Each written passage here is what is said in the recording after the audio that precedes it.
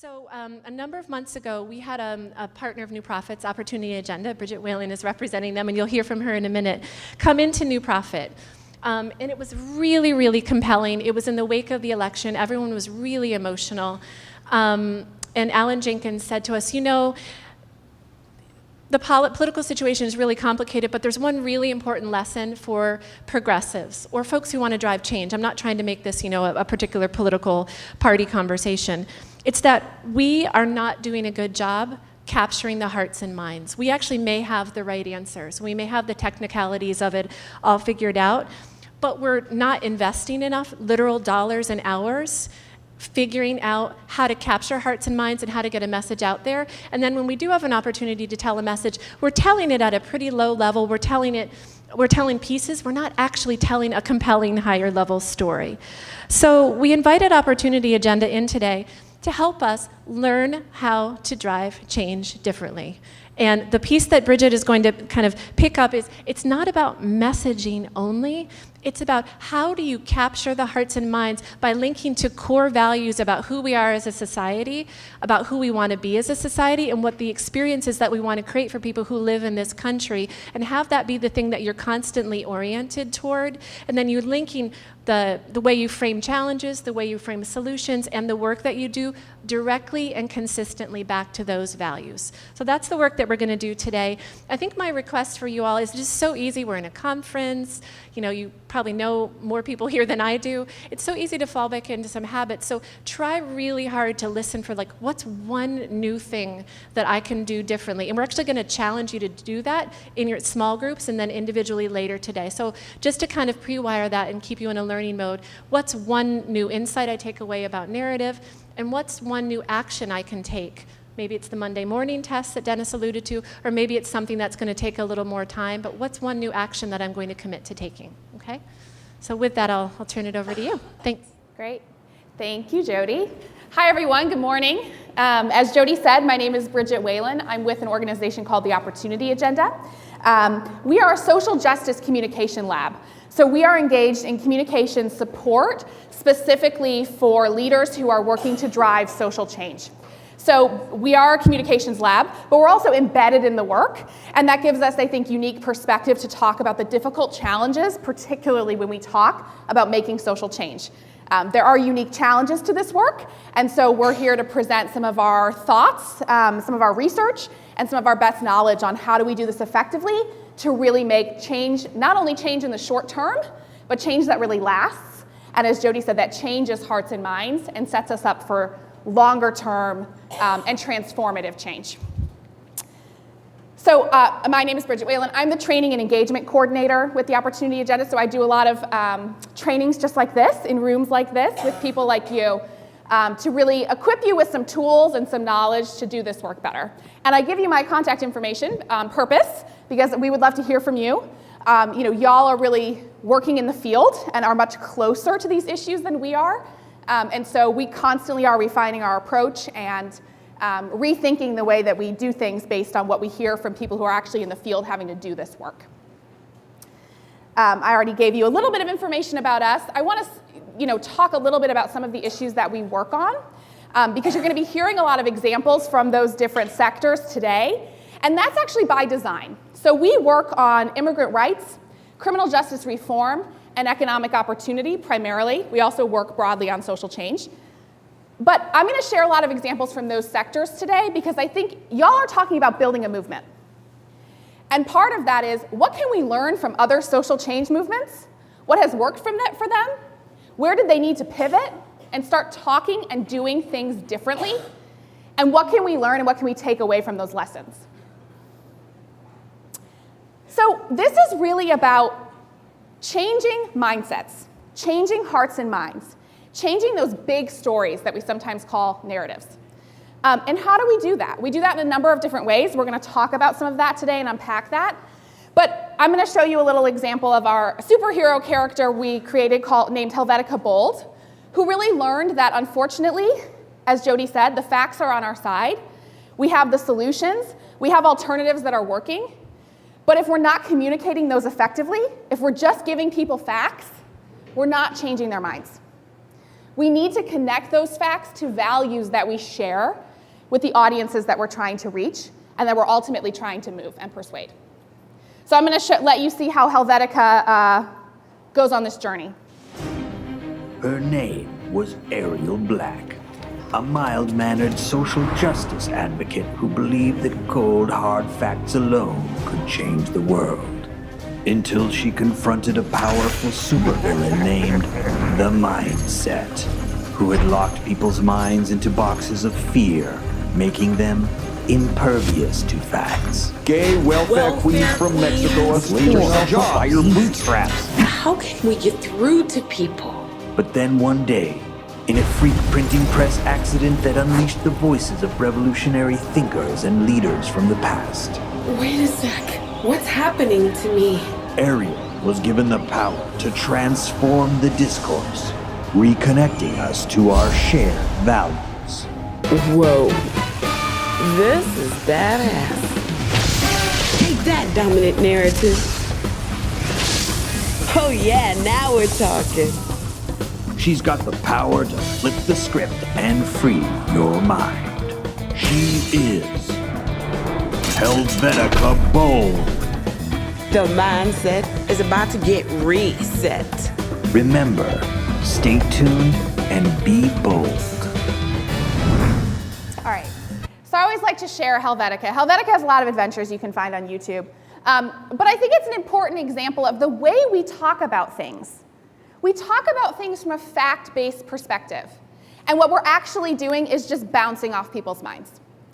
We sometimes talk about framing, which is a concept y'all might be familiar with, and that facts bounce off frames.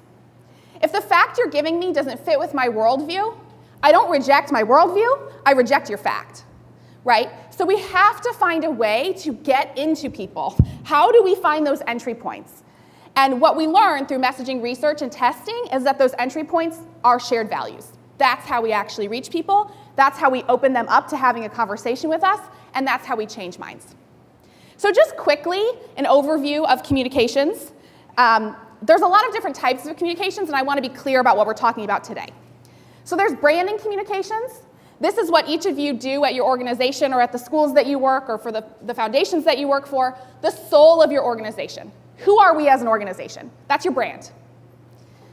There's campaign communications.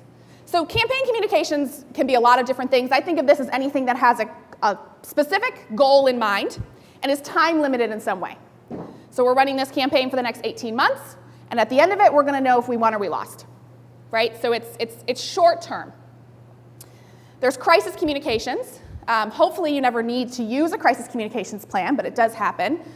Think of organizations like Planned Parenthood, who has a very sophisticated crisis communications plan and continues to weather a lot of the attacks against them, versus an organization like Acorn. Does anyone remember Acorn? They did not have a crisis communications plan, and they are no longer in business. What we're really going to focus on today is this long-term movement of hearts and minds that Jody talked about. And if we figure that out, and we get that right, and we get that really rooted in our vision and our values, it makes the rest of this a lot easier. And where groups and folks often find a disconnect is between their campaign communications, their short-term communications, and that long-term movement of hearts and minds. Because it can be really tempting to sacrifice your narrative for the sake of a short-term win. And groups do this all the time. And when we're not really, really clear about what is the long-term change we're trying to drive, we make a lot of mistakes in that campaign communications that sets us up for failure in the future. So how do we move hearts and minds? How do we actually do that? We do that with values-based narratives. So narratives are those big stories. Again, it's that long-term change that we're trying to make. And we do that also with a drumbeat of connected messages. And I think that's really important because there's a lot of people in this room. And if y'all are speaking from the same place of values that you share, we start getting this narrative to gain some traction. If we have a bunch of people going back to their communities, going back to their organizations, going back to the context in which they work, talking differently about education, about equity, about learning, we start to build that drumbeat of connection. And if we're all just doing this disjointed, we're not harnessing the power of y'all being together in this room for these 2 days and the work going forward. So to give you a quick example of this tension between the short-term and long-term strategy, I'm going to give you an example from the immigration context. The CDC released a report about the concerns around immigrants bringing tuberculosis into the United States. And advocates working on immigrant rights seized on this because it was testing well as something that was going to drive them to getting undocumented people health care, which is something they wanted. That was a campaign goal. And so they seized on this message, and they started using it in their campaign. You know, if we don't get undocumented people health care, your nanny is going to give your child tuberculosis. And they won that campaign. They got health care in California for undocumented people. But what story did they tell about who immigrants are? What was the long-term narrative they promoted that they're still dealing with today? That we need to fear immigrants, that they bring us disease, and that there's something we need to protect ourselves from. They set themselves up for a long-term story that is counter to their goals. And unfortunately, we do this all the time. So we need to be really, really clear about what that long-term story is. And there are times when we have to make strategic decisions in the short term that are not ideal. Unfortunately, we don't live in a perfect world. But we need to at least know when we're doing that, and we know what sacrifices we are not willing to make. So what is a narrative? Someone shout out to me 1 word, 2 words about what is a narrative. A story, yes. At its most basic form, it's a story. So there are a lot of stories that are very, very familiar.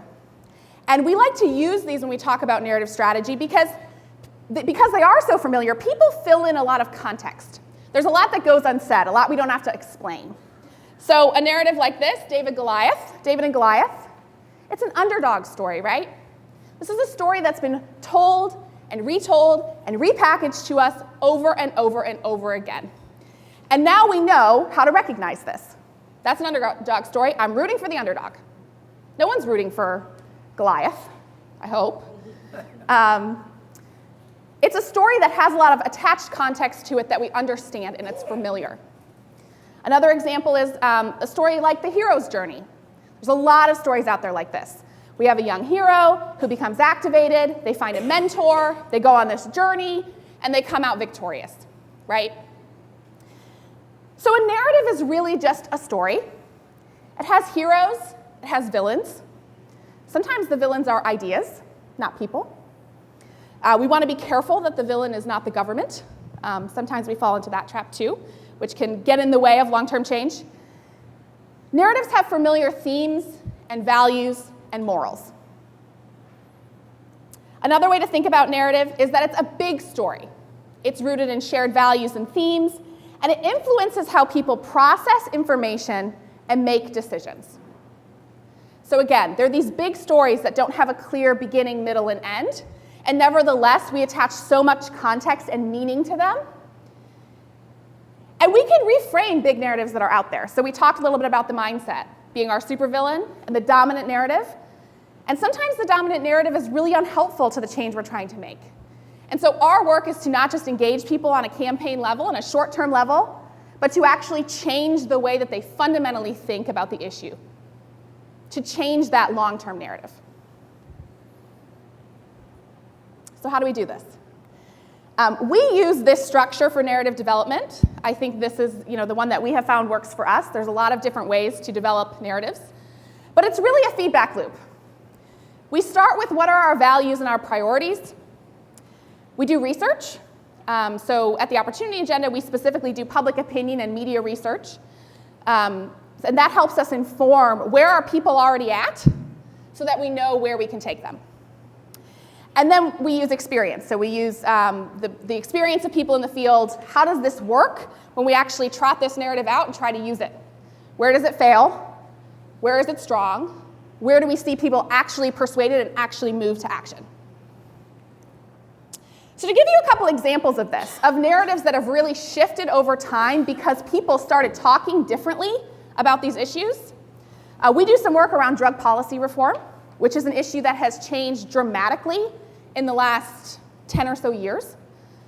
It wasn't that long ago, so I think this poster is from like the 1940s, that we talked about drug policy and drug users with this very sinful frame.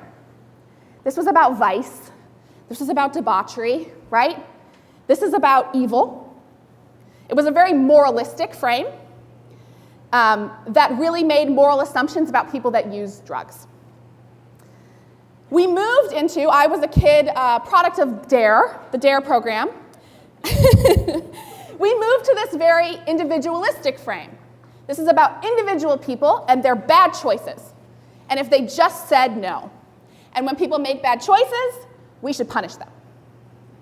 So that was the way people were talking about drug policy, and you can see the way that we handled drug policy in the 90s, for example, with a very punitive approach. So because of the way we were talking about it, it led people to a very punitive solution.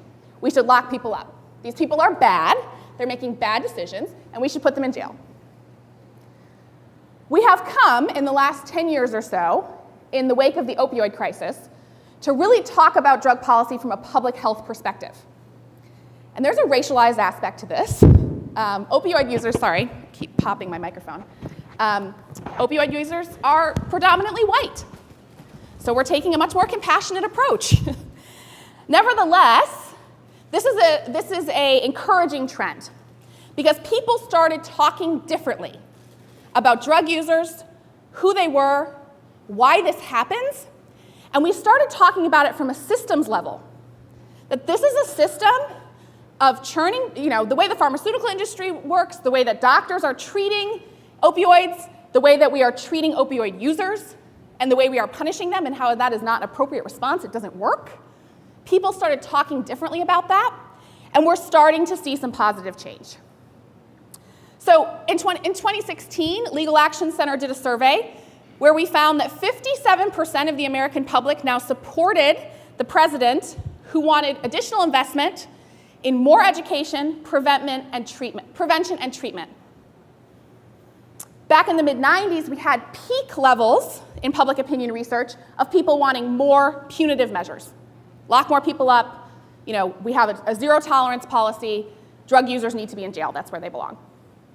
63% of the American public believe we put too many nonviolent drug offenders in prison instead of treating their addiction.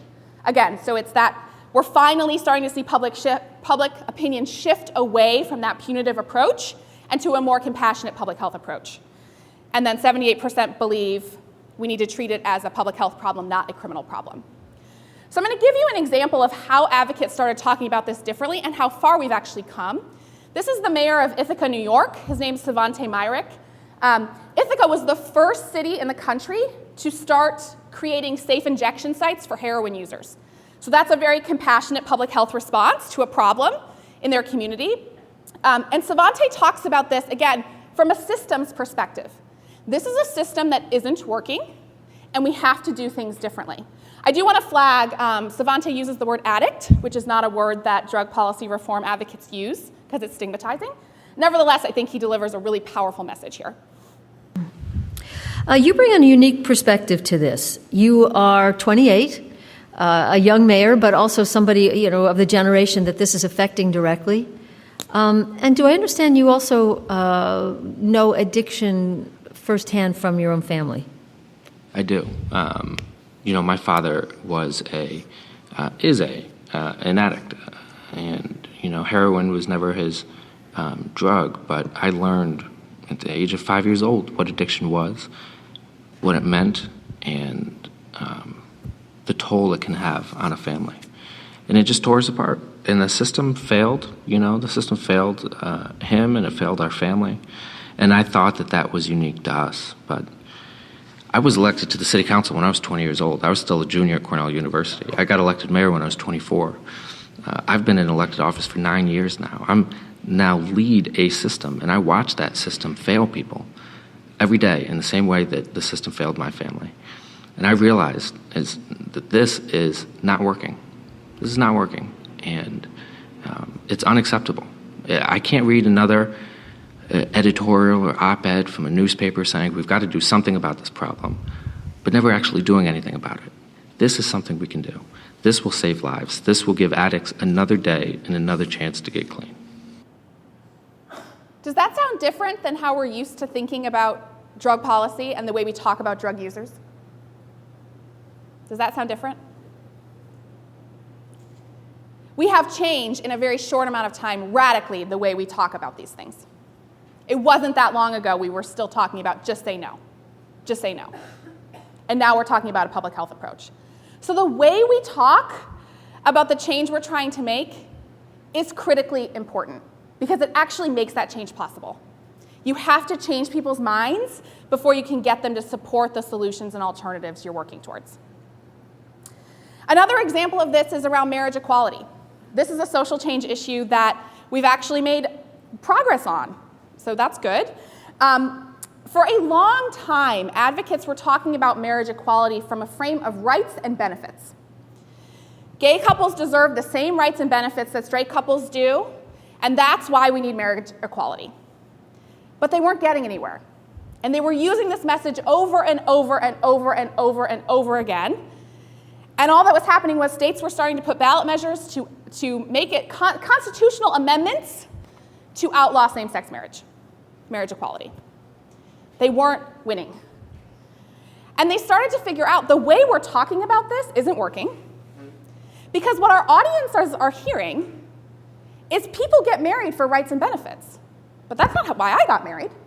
Why do people get married? Love, commitment. There was fundamentally something wrong that wasn't connecting to their audiences because people don't think about marriage as a rights and benefits issue. They think about it as a love issue. So that was an ad in California. We started shifting the way we talked about marriage equality, and we started to see progress in, again, a very short amount of time. What if you couldn't marry the person you loved?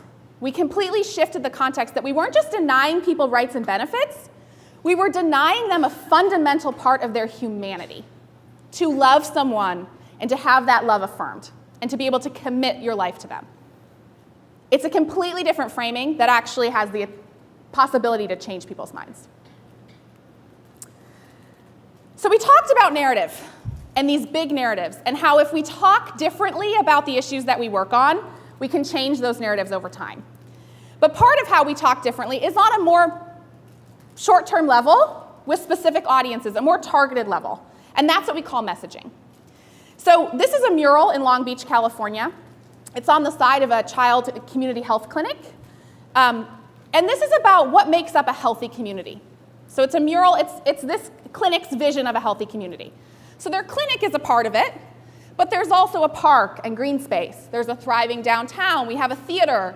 We have public schools. We have all of these other aspects of what makes up a healthy community. That's the narrative. The message is, we need to fix the slide on 7th Street because our kids need a safe place to play. Because we all buy into this idea of a healthy community and what that means, and parks are part of that. So on the messaging level, it's about a specific tangible thing with a specific goal in mind and a specific audience in mind. So that's how messaging level and narrative level differs, but they should be working together. They should be in concert with each other. Your messaging should uphold that big, larger narrative. So messaging differs from narrative because it's targeted.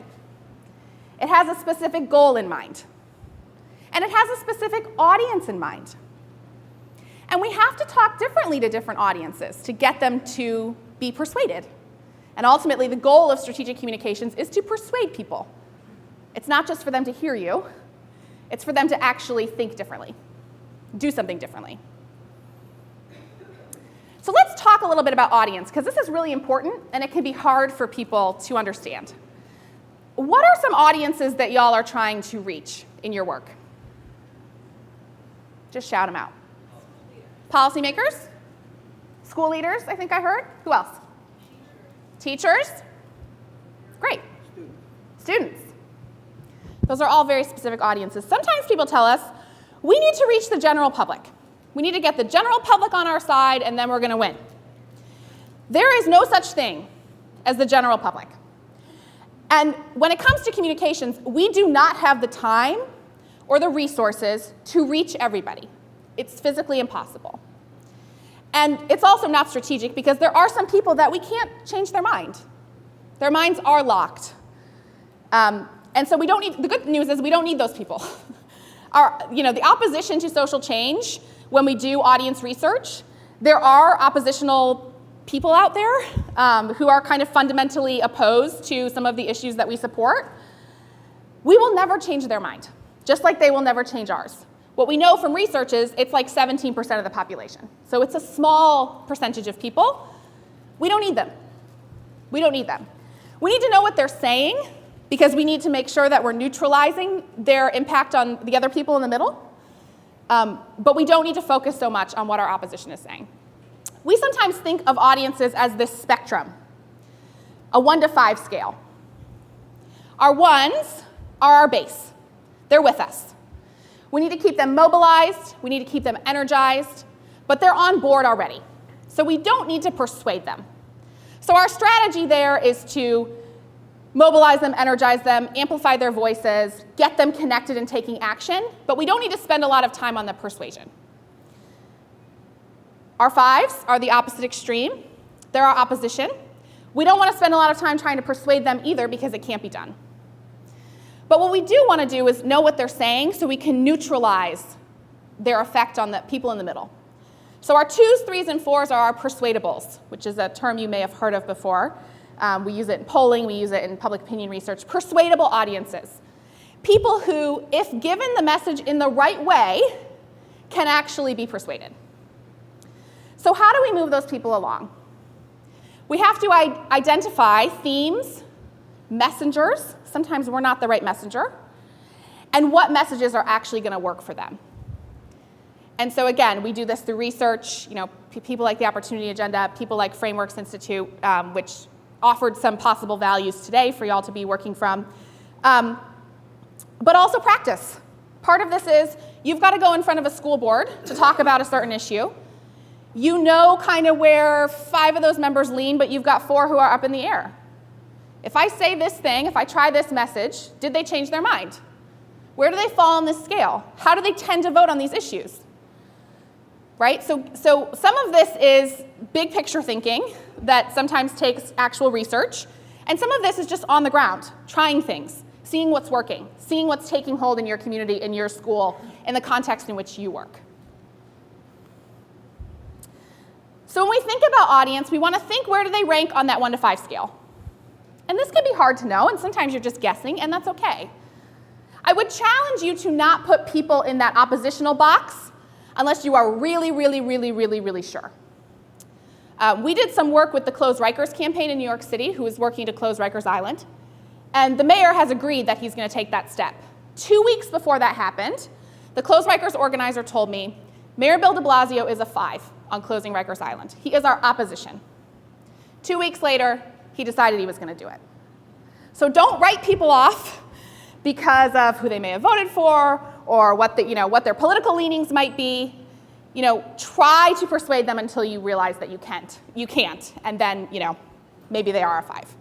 Sometimes we put people in that 5 box very quickly based on assumptions or prejudices that we might feel. What are they thinking about your issue? How much do you know about what they already know about this? What are they feeling? What are their values? And that values piece is really critically important. What are they hearing about your issue? Is this an issue that's gotten a lot of attention in your community? Are they reading about it in the newspaper? What does the newspaper say? Are they seeing it on the local news? What is the local news saying about it? What are they hearing? What other voices are in their ear? And then ultimately, what do you need them to do? How do they need to do something differently to get you to where you need to be that you're making change? So I want to share a few messaging strategy lessons, kind of general tips for how to message effectively, and then we're going to actually give you a tool for developing messages, and y'all will get some time to kind of workshop that a little bit. So we want to lead with shared values, and I touched on this already a little bit. Shared values are the thing that opens our persuadable audiences up to conversation. It's the entry point. It doesn't mean that we just only talk about values and we never get to the solutions we're proposing, But this is the starting point. It ensures that people don't initially feel alienated because they don't know what you're talking about. So sometimes we talk about policy, and we start the conversation there. And people feel alienated by policy because most persuadable audiences don't understand it, and frankly, they find it boring. So they're automatically tuning you out. Policy is critically important. We all know that. It affects our daily lives. But it's not always the most compelling way to start a conversation. Has anyone ever talked about policy over the Thanksgiving table? Do your relatives kind of all like, okay, that's nice, I'm going to talk to someone over here? It's boring. It bores people. People don't want to hear about something they don't understand and that's complicated. Issues. We often talk a lot about issues. Issues are better than talking about policy, but issues have the opposite problem. People think they know all about the issue, and you're not going to tell them anything they don't already know. 9 times out of 10, their minds are made up. Yeah, I've heard about that on the news. You know, that's been a big deal in our community. I know about it, and I kind of already know where I stand.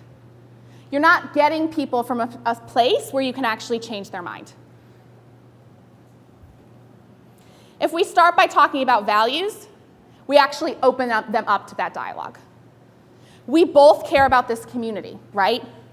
We both care about families having the tools they need to meet their basic needs. We both care about equal opportunity, that what you look like or where you come from shouldn't determine what opportunities you're given in this country. And that's why these problems are standing in our way. It's a fundamentally different way of getting people to think about a problem. And this is not just a theory. We actually know that this works. We test messages with people, and overwhelmingly we find that people that were persuadable on the issue going in find a message that leads with values to be more compelling than a message that leads with facts. So they end up changing their mind, if they were persuadable going in, because of a values-based frame. So in addition to leading with shared values, we also want to be telling systemic stories. And I really liked the video that was shared earlier from the Youth Leadership Council because it was about a bunch of different students and their experiences. And sometimes we fall into the trap of wanting to tell individual stories and holding up individual experiences. But the problem with doing that is that people make judgments about individuals. What choices did they make? Good or bad judgments sometimes. What choices did that individual make that they deserved whatever happened to them? Deserved or didn't deserve? We make that judgment. If we tell stories from a more systemic level, we lead to systemic change. If we tell stories from an individual level, we may get individual help or individual charity, but we don't get systemic change. So I'm originally from the Detroit area, and we had a story that happened in Detroit. It was all over my Facebook. It also made national news, so some of you might be familiar with it, about a man named James Robinson who was walking 21 miles to get to work. And it was a big story, as it should be. But the story was framed about this one man, his incredible work ethic, this bootstrapping American mentality. Nothing was going to stop this man from getting to work. And isn't he amazing, and isn't this an incredible story? And that man is amazing, and it is an incredible story. But unfortunately, because it wasn't framed from a context of why does someone have to walk 21 miles to get to work, why doesn't he have access to transportation, why doesn't he have access to a good job in his community, why does the job he has not pay enough that he can afford a car, none of those questions got asked. And so what happened? People got together, they started a Kickstarter campaign, and they bought James Robinson a car. And everybody patted themselves on the back, and they did a good deed, and they washed their hands of it. And that helped James Robinson, but that didn't further any of the changes that would prevent someone from being in that situation in the first place. And so we want to be really careful about these stories of one, because they lead to changes for one, rather than for everyone, rather than on a systems level that actually make long and transformative change. So I'm going to give you another example of this. Again, it's another public service announcement. Very impressive, Mr. Gonzalez. Thank you. Thought he was pretty good. I think we've got enough color around here. 2 points. And who's next? You dropped this. Imagine the power of one voice. Find yours at freedomcenter.org. Did anyone find that ad compelling? A few people. It is compelling. Individual stories are compelling. We like to see individual people doing good things and doing the right thing. But the problem is, what story are we telling? Who's the hero in that story? Yeah, it's one individual white guy. If individual white guys could just do better, racism wouldn't exist. We know that that's not actually the way that racism functions. It's a system. And it is made up of individuals who make decisions, yes, but it's much bigger than that. Racism is also not about rogue individual racists. It's about systems and the way that systems work. Okay, we want to talk about obstacles and not just outcomes. So, again, in the criminal justice reform space, a lot of people talk about this disparity between white people and black people and prison rates of incarceration. And for a long time, we talked about just that disparity.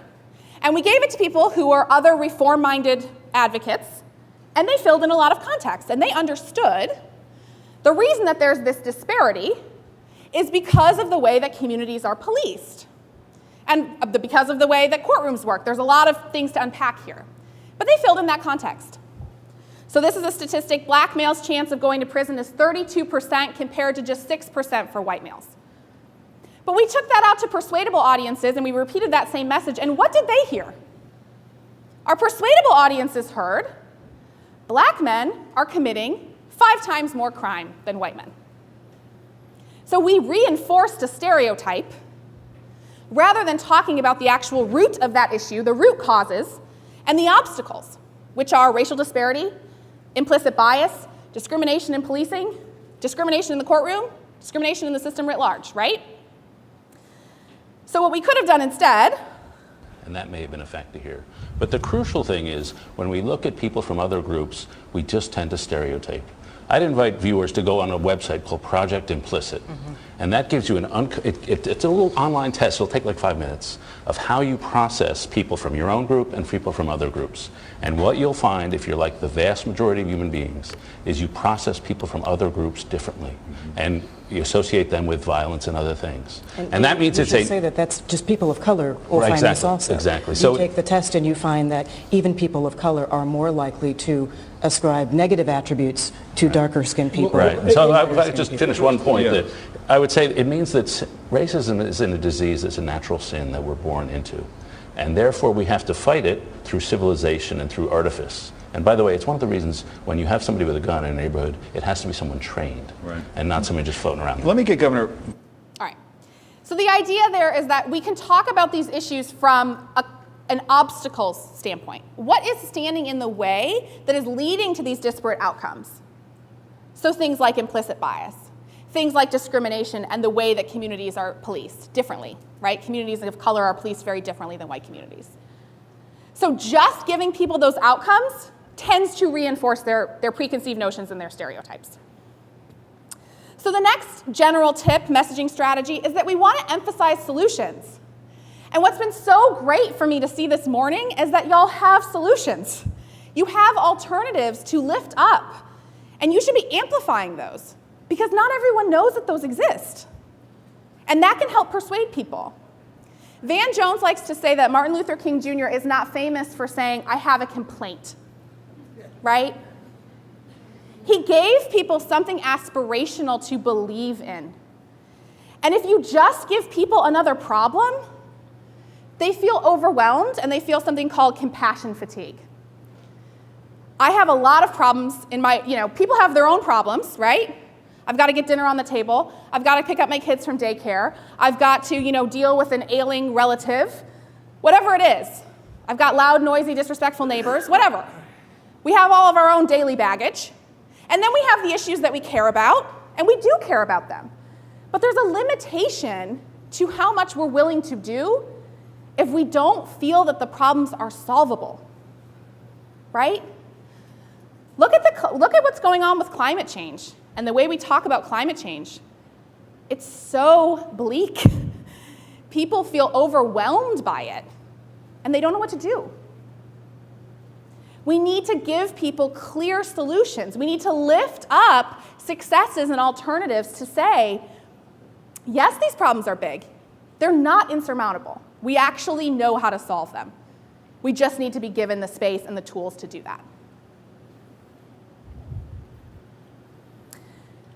We want to evoke familiar themes and metaphors. So I talked a little bit about familiar themes earlier, this idea of these archetypal stories and how they're very familiar to us, and we like familiarity. Our brains like familiarity. Our brains also are naturally wired to think in metaphor, to think in story. So I just want to illustrate the power of metaphor. What is this a picture of? Just broadly. War. Battle. What is this a picture of? Where are my biology brains? It's a virus. Yes, it's a virus. Can you think of something that sometimes gets framed as a war, something we are battling in our communities, versus something that we have to treat in our communities and we have to heal communities from? Can you think of an issue? Drugs. Close. Poverty. In this example, it's crime. Drugs obviously falls into that. They did a study in 2011. Some researchers got together and said, we want to kind of test the power of metaphor. We're going to give people 10 facts about crime. But we're going to lead into those facts with an introductory paragraph using metaphor. So they split people into two groups. One group got same 10 facts about crime, but the metaphor was, we need to fight crime. We need to, this is something that is raging in our communities, and we need to fight it, and we need to battle against it. And the other group got a metaphor that was about, this is something that's plaguing our communities, and we need to treat and heal from it. And people in the crime metaphor group, overwhelmingly, when asked what solutions to crime they would support, wanted punitive solutions. We want more cops on the street, we want more police cars in our neighborhood, we want more people going to jail or prison. And people who were given the virus metaphor were more likely to support rehabilitative solutions. So we want to see alternatives to incarceration, we want to see diversion programs, we want to see reentry programs for people after they're incarcerated to connect back into their communities. And when asked why people supported the solutions they supported, people overwhelmingly said, because of the facts. But they got the same facts. So we know that actually what persuaded them was that metaphor. We often use metaphors that are not necessarily helpful. In the economic opportunity space, and I can imagine in the education space, there's often this metaphor around leveling the playing field. And what that metaphor does is prime people's brains for the idea of competition. And that is not necessarily a helpful framing for the solutions that we're supporting, because the competition frame ensures that there are going to be winners and there are going to be losers, and that that's a natural state of things. Does that make sense? We want to be telling affirmative stories. We often fall into this trap of doing something that we call myth busting. So there's a myth that's out there, and we want to counter that myth, so we just go out and we negate it, right? The CDC learned this. They had a rumor going around on the internet about the flu vaccine. And they were having to fight this rumor that the flu vaccine causes the flu. And so the CDC did a big flyer campaign that was a myth versus fact flyer, which I'm sure you all have seen in many contexts. Myth, the flu vaccine causes the flu. Fact, the flu vaccine does not cause the flu. Here are all the reasons why, da-da-da-da-da-da. And they gave it to focus groups to kind of test it. And people said, yeah, we get it. The flu vaccine does not cause the flu. And they went back to those same people 3 months later, and now something like 30% of them believe that the flu vaccine caused the flu. because they created a connection in people's minds, even though they were negating it, that stuck. And people didn't really remember the context, they just remembered that connection. So we've seen this a lot in the immigrant rights space. Do not blame immigrants for terrorism. I wasn't even thinking about terrorism when I was thinking about immigration, but now I am. Here's a story from The Bachelor. I don't watch The Bachelor, but I'm inclined to think this guy is probably a jerk, right? A defensive position, a defensive message is never as strong as an affirmative message. We don't have to restate the myth. We can just state the fact. And it is almost always stronger to just leave the myth out entirely. And we can just start from the fact-based area, from the affirmative story that we want to tell. Okay, so that's kind of the messaging strategy and some tips. I want to give you a tool now that y'all can actually workshop, and you're going to work on this a little bit more this afternoon, which we call VPSA. And VPSA is a way of structuring a message that gets at all the things that I just told you about. So it stands for value, problem, solution, action. So it ensures that we're leading with values. It ensures that we're pivoting quickly to solutions instead of just dwelling on the problem. And it also ensures that we're assigning audiences a specific action that they can do to be a part of that solution. So it ensures that we're thinking about our audience. So this is a tool. Again, we've tested messages using this format, and they do tend to be more persuasive to people than messages that don't use this format. This can be a number of different things, right? It can be a way of just organizing your thoughts. It is a great format for something like an op-ed, if that's something that y'all ever do. A speech. It can even be a social media update. It's a little hard to get everything in on Twitter, but it can be done. So this can really be any way that you are structuring a message to reach a particular audience. You can use the VPSA format for it. So just to break it down, V obviously stands for values. And values are important because they allow our audiences to hear our messages. We sometimes use this metaphor of a flower. You don't hand people a flower roots first. You hand them a flower petals first. You give them the aspirational part first. It's an invitation to a conversation about an issue. Sometimes values need defining. And sometimes actually the value word is not as strong as that definition might be. So think about something like the value of community, which is a value that we all use a lot. When I talk about community, and when the Opportunity Agenda talks about community, we talk about the idea that we share responsibility for each other. That is very different than an idea of community that is, I care about the people on my block, in my town, at my church, or whatever it is, because that can contribute to a very us versus them, a very exclusionary definition of community. So sometimes that word community needs to actually be unpacked a little bit. What do we actually mean by that? I'm sure in your conversations over the last day and a half, you've been talking about the idea of equity. Equity is an important value. But that's one where we're better off using the definition than just the word, because people don't know what it means. They think of equity they have in their home. So what do we mean when we say equity? Let's use the definition instead of the word. Security is another example. When we talk about security, we mean people should have the basic tools to meet their needs. But when some people hear security, they think of homeland security, terrorism, safety, right? So sometimes these values need some unpacking and need some defining. And we're actually more successful when we're very clear about what we mean about the values that we're talking about, and we're reclaiming their meaning, than when we just use the words themselves. So P stands for problem. That's the next part of this formula. And we want to frame problems as being a direct threat to the values that we're proposing. Facts and statistics fit here in our problem section.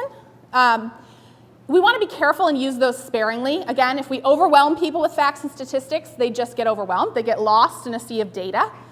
But we can think about concepts like social math. Does anyone know what social math is? One person. Social math is the idea of taking really large numbers and putting them in more of a narrative context. So creating a story out of that large number. I consider myself a fairly intelligent person. I don't really, this is a little embarrassing, I don't really know the difference between 1 million and 1 billion. I think 1 billion is 100 millions. Maybe it's 1,000 millions. I'm really not sure. Those are enormous numbers that are very difficult for people to grasp. And when we just give them these enormous numbers, again, it's overwhelming and it gets in the way of their empathy. It gets in the way of their ability to care about an issue because it contributes to that feeling of insurmountability. So we can use social math to break down large numbers into something people can imagine and their minds can actually grasp. So this is just an example. The cost to incarcerate one person from Baltimore is $37,000 a year, which is a number that doesn't mean a lot to a lot of people. But when you frame it this way, that's enough money to buy 1 month of housing for 30 families. Now I can imagine that. This also sets us up to think about competing priorities, which is another nice additive benefit. And the other thing about the problems and the way we need to set them up is that these problems are not just the problems of the people they affect, but that these problems reflect on all of us because they violate our values. So this is about all of us. We share responsibility for each other, and so when these values are being violated, we're all implicated, and we all have to be part of the solution. So again, solutions, we talked about this earlier, providing those examples of success and alternatives, really lifting that up so people know not only can these problems be solved, but I'm the person you should listen to about how to solve them. Don't just listen to everyone else telling you about how this problem cannot be fixed. And then lastly, we want to give people a concrete action that they can picture themselves doing. So again, our mind thinks in pictures, our mind thinks in story. So rather than saying to someone, learn more about this, I can't really picture myself learning more, tell them, sign a petition on our website, follow us on Facebook, pick up the phone and call your legislator. Something very concrete that I can imagine myself doing. And when you get people involved and you get people to take action, even if it's something small, you actually create a buy-in in their brains that makes it much harder for them in the future to not continue to take action for you. Once they've done even a small step, they're more likely to take action for you in the future because they feel they have some buy-in. All right, so that's VPSA. I want to give you a couple examples of what this actually looks like because it can feel kind of vague. This is Daryl Atkinson. He's an advocate, again, in the criminal justice reform space that we've worked with a lot. He's gone through several of our trainings, so he's gotten very good at this. But he's talking about a program called Ban the Box, which is a reentry program for people who have been in prison. Just listen to how he uses the VPSA format. He's on Melissa Harris Perry, so she also gives him a lot of time because she's sympathetic. But just listen, see if you can catch each of the elements. President Obama's action, however, those with criminal records seeking federal agency jobs will no longer have to report their felonies on those applications. Federal employers will still be able to ask about the criminal histories of qualified applicants who have been sent to hiring managers, but the removal of the box on the initial application allows applicants with records to get a foot in the door before stigma blocks the entrance. The executive action will not apply to federal contractors or private employers, but it's a step for a national effort to ban the box. Joining the panel now from Raleigh, North Carolina is Daryl Atkinson, Senior Staff Attorney at the Southern Coalition for Social Justice. Nice to see you this morning. Thank you for having me on the show, Melissa. Can you talk to me about why the box is meaningful, what difference it makes? Sure. The president's action on Monday really affirms values that we hold dear in this country. Values like inclusion and equal opportunity for all people, because people with records face legal discrimination in many areas of life. The 65 million Americans, 1 in 3 adult Americans that have criminal record history, face barriers in employment, housing, education, even volunteering in their children's school they may not be able to do. The American Bar Association has cataloged over 44,000 legal barriers that shut people out of just the basic necessities of life. And because African Americans and Latinos are disproportionately represented in the criminal justice system, it results in a social and economic exclusion similar to the Jim Crow South. So what the president did on Monday, a common sense solution like ban the box that was birthed out of the formerly incarcerated community, a group called All of Us Are None, some formerly incarcerated people in Oakland, California developed that term and the policy that's attended to it. It really opens up opportunity for people with records. But I must say, we need this administration and the president to continue to exert their executive authority and apply a similar policy to independent contractors who represent 25% of the American workforce, so people with records can continue to have access to opportunity. All right, so stick. Okay. Did you catch the values? He talks about the value of inclusion. I think he talks about the value of opportunity. He talks about the problem being that we're not including people, we're actually creating social and economic exclusion. So the problem is a direct threat to those values. The solution is a program like Ban the Box. And the action, he specifically calls on the president to take Ban the Box one step further and apply it to federal contractors. So it's a very full VPSA. This is an example talking about health care. This is at I think a city council meeting. I'm not sure where. It might be in Arkansas. This is not someone we trained, but she just sort of intuitively uses a very values-based approach to make her point. My question is lengthy, okay, so bear with me. My name is Jessie Bohan, and I'm in your district. It's from my understanding the ACA mandate requires everybody to have insurance because the healthy people pull up the sick people, right? And as a Christian, my whole philosophy in life is pull up the unfortunate, yes. Okay? So the individual mandate, that's what it does. The healthy people pull up the sick. Yes. If we take those people and we put them in high-risk insurance pools, they're costlier and there's less coverage for them. That's the way it's been in the past, and that's the way it will be again. So we are effectively punishing our sickest people. And I want to know why not, instead of fix what's wrong with Obamacare, make companies like Aetna that pulled out and lied to their consumers about why they pulled out and said they pulled out because Obamacare was too expensive, but they really pulled out because of a merger. Why don't we expand Medicaid and have everybody have insurance? Because we are going to effectively... Okay. So those are just some examples to get you to see what this actually looks like. And I want to go back to the conversation that we had earlier about narrative. If we use this VPSA structure in the way that we talk about our issues and we go back to our work and back to our communities, we ensure that by rooting our messaging in values, we are contributing to the creation of that long-term movement, to that long-term narrative that we're trying to build about what does the future of education look like, the future of learning, what does that look like? And what are the values that are important to ensuring that that happens? And so we're going to move into actually, y'all are going to get to talk about how to apply some of these lessons to the education context in some small group discussions. But I've just thrown a lot of information at you, and I want to take a little bit of time for any questions. Yeah, let me give you a mic. Okay.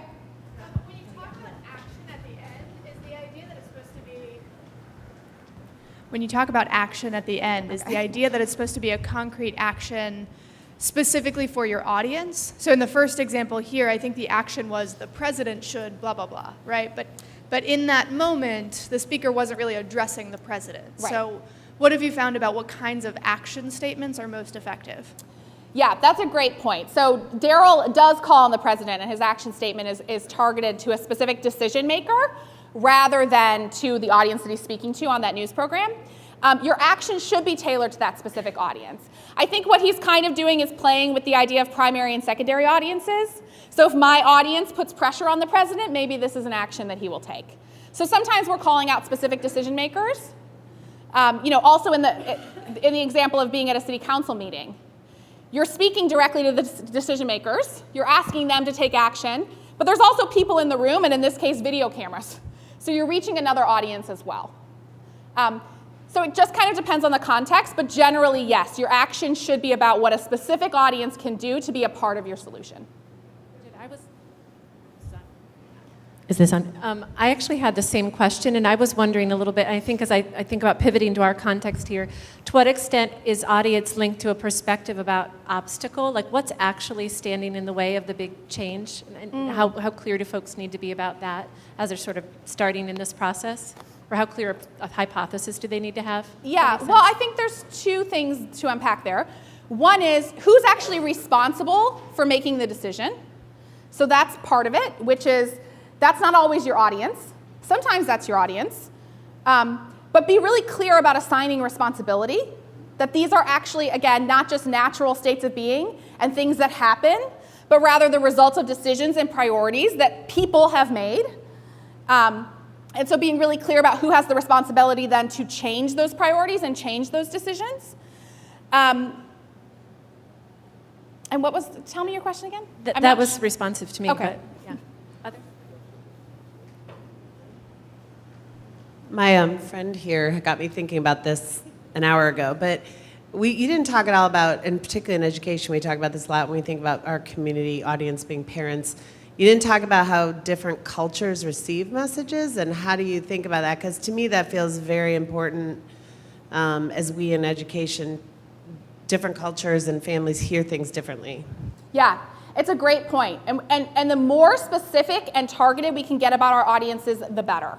So if we just talk about parents as a monolithic audience, we may not actually be having the most persuasive dialogue, because there are some parents that are going to fall, potentially closer to that 3 or 4 range. And there are some parents with some of the solutions we're proposing that maybe are a 1 or a 2. And so we want to get really as specific as we possibly can. And sometimes that's hard, and sometimes it also feels kind of uncomfortable because we're making a lot of assumptions about people. But it helps us tell better stories and make sure that we're being responsive to the actual values that are going to move them. So if you're in a school district where it's possible for you to look at parents and try to figure out, okay, which parents are going to be more likely to be difficult to persuade, and which parents might be more of the low-hanging fruit, and can I get those low-hanging fruit to support me first, and then how do I actually build this to bring everyone else along? So I think actually the more specific and more segmented you can get it, the more effective you're going to be, rather than just lumping all parents together and thinking that your message is going to work for all of them. Hi. Oh, that is very loud. So I work a lot with policymakers directly, and one of the things we've discovered is that people have a complete misunderstanding of who is a policymaker and what is a policy.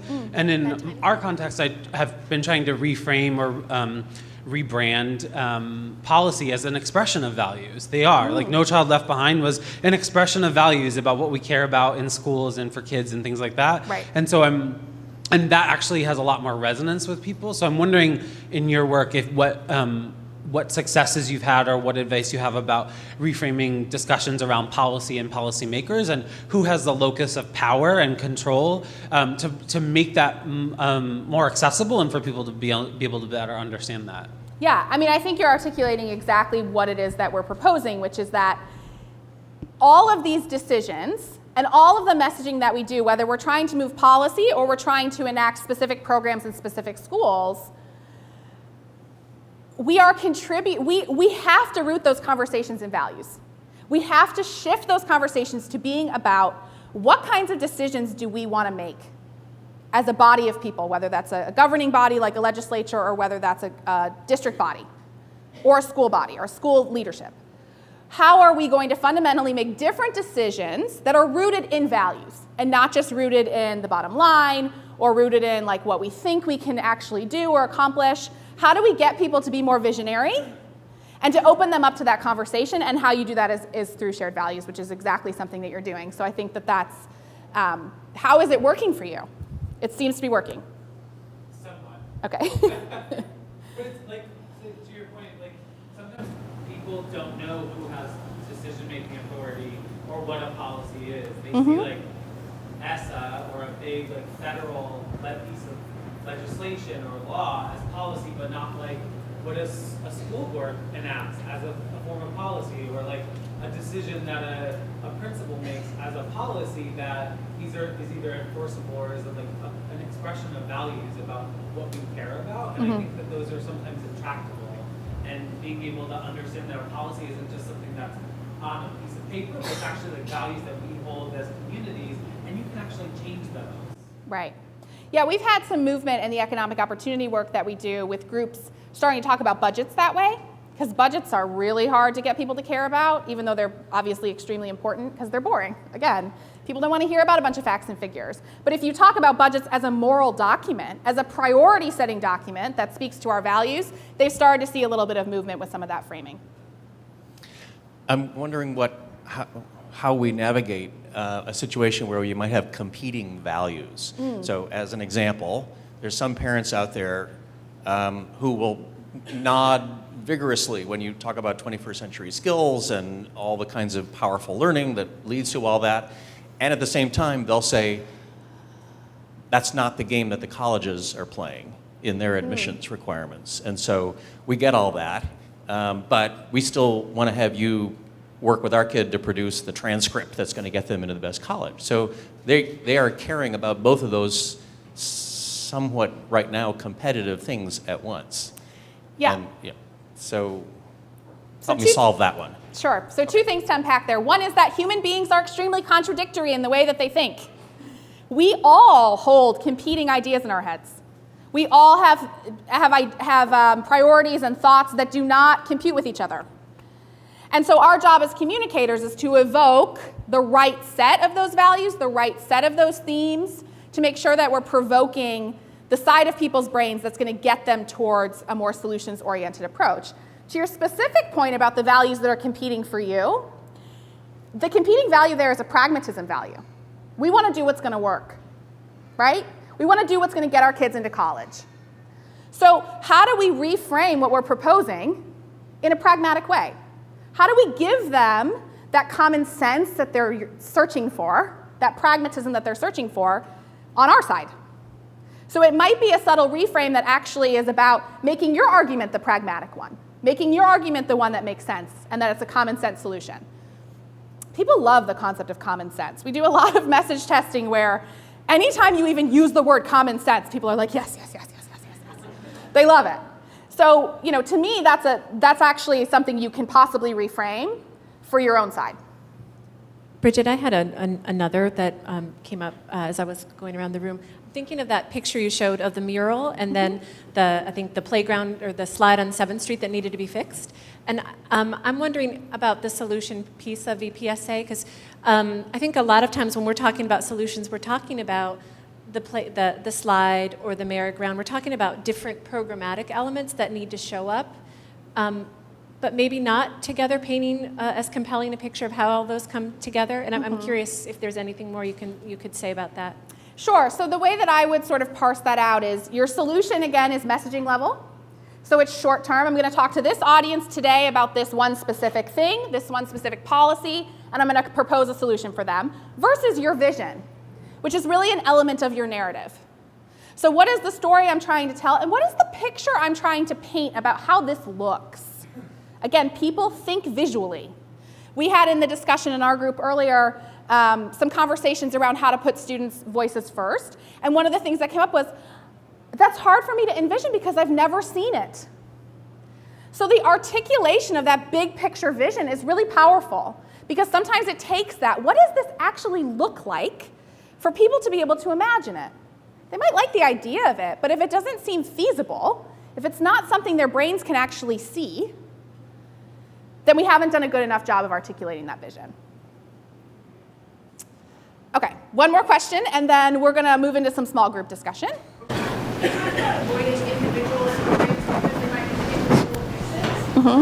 in both examples, I think they sort of talked about the macro, right? X% of people aren't able to access these opportunities, etc. Is it really the macro that's more effective, or is it a mix of the two to get to sort of the big picture and the tangible? Yes, thank you for bringing that up. There is this tension between telling stories that are human and that people can actually connect to other humans in the story, which is what leads them to feel empathy, and telling a story that holds up one human for judgment. So ways to get around this are things like group stories. So the more you have the power of several people who have different experiences and are bringing different perspectives to it, but are echoing the same systemic problem, is good. We can also use messengers called, like, I have a healthcare example that I sometimes show. Has anyone ever seen the documentary Sicko? The, what's his name? Michael Moore documentary.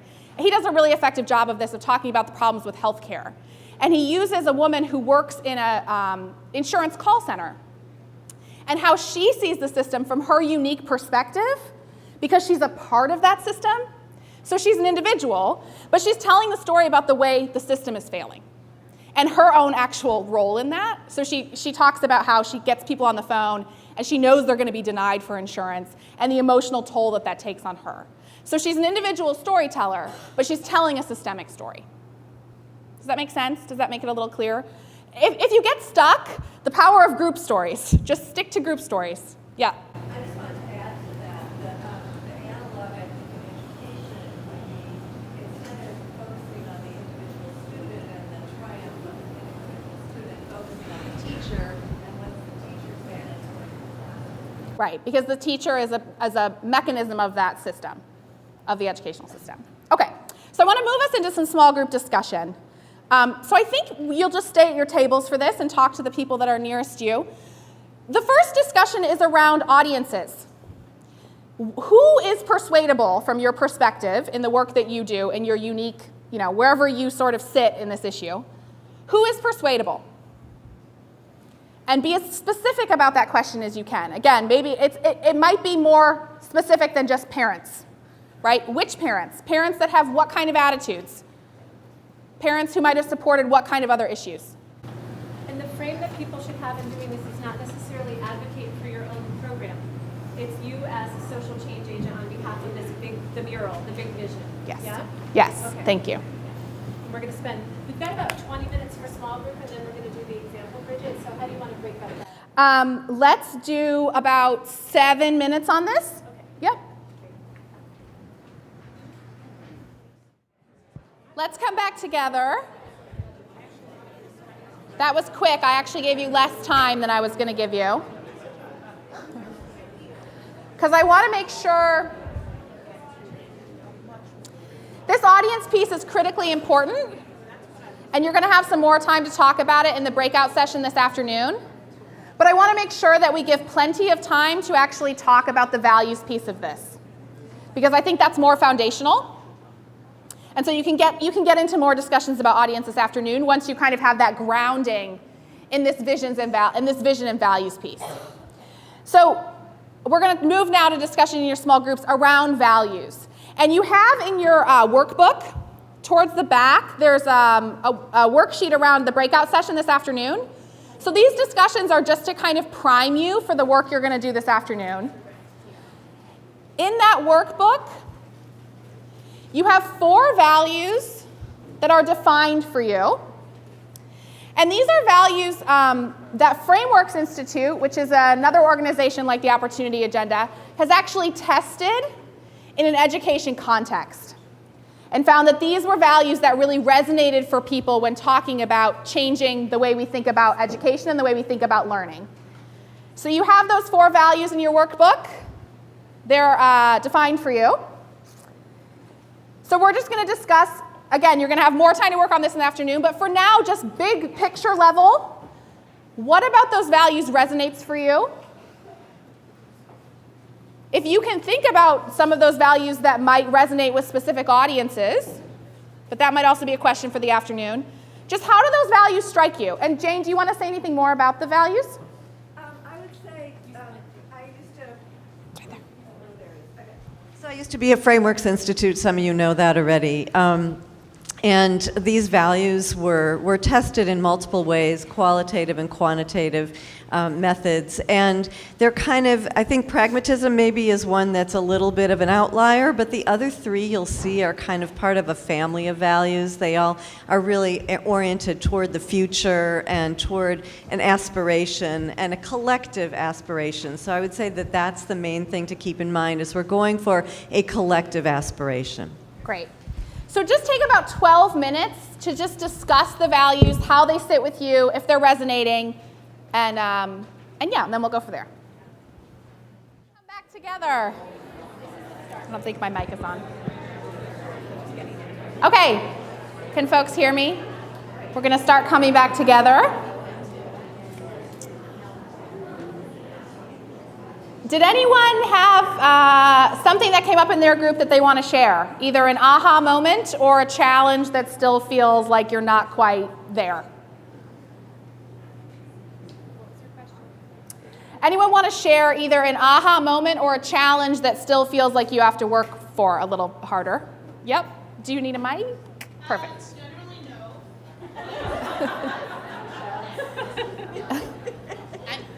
Okay. I will lower my voice to meet the mic. So we were having Michelle Ademiga from the Achievement Network, also known as ANET.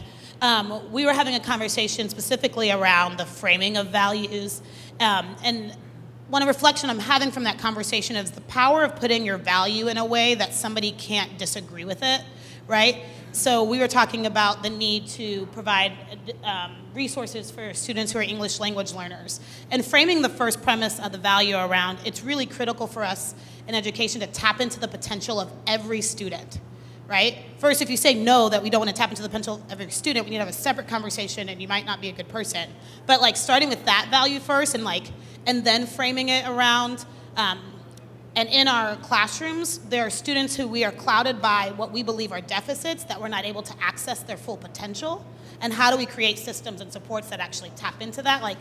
So it was just helpful for me to think about framing values in a way that most people would nod along with because they agree, and the power of how that can take you through a conversation, and for yourself on how you think about your solution and how it's connected back to that shared value. So I think that was a helpful exercise for me. Great. Any other reflections?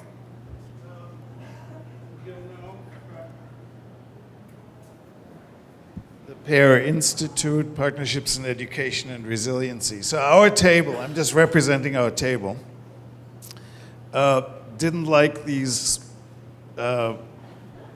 frameworks, wherever they come from. It's not a statement about frameworks, but we thought they were far too general, and we used the term vanilla.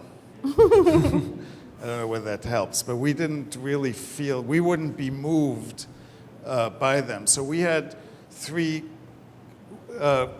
areas that we did feel could move us. One is the frame of democracy, that if you don't invest in schools and the diversity that comes together and is shaped into something of a united world, well, then you have the society we have right now. So we actually feel like there's a big role for schools to actually have that role. The second one was a frame of families and communities, that they have a dream for their children, and that could actually capture people's imagination. That dream has to be different, as we learned this morning. That dream has to be different than what is being presented right now in most schools. So, and the third one is kind of the economy, that everyone, they all are linked in some ways, that if we want young people to be participating in the present and the future economy and have equal opportunities, creativity, personal identity, all of those things that in the past were maybe not as important are now super